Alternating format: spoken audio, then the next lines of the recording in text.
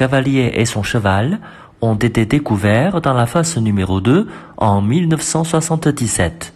Le cavalier mesure 1,80 m de haut et le cheval mesure 1,72 m de haut et 2 mètres de long.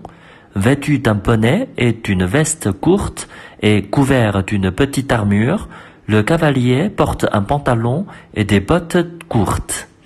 Situé à gauche devant son cheval, il tient la reine dans sa main. Les statues sont sculptées dans leurs moindres détails.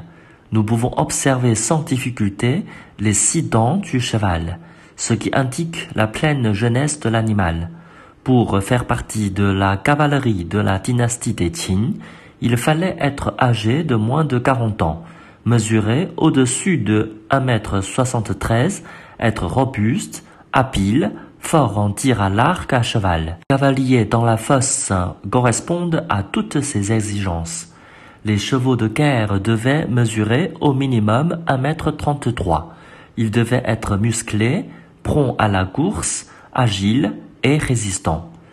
Les chevaux découverts dans la fosse mesurent 1,72 m et pèsent 200 kg, ce qui correspond entièrement aux exigences de l'époque. Ils ont un dos large et un arrière musclé.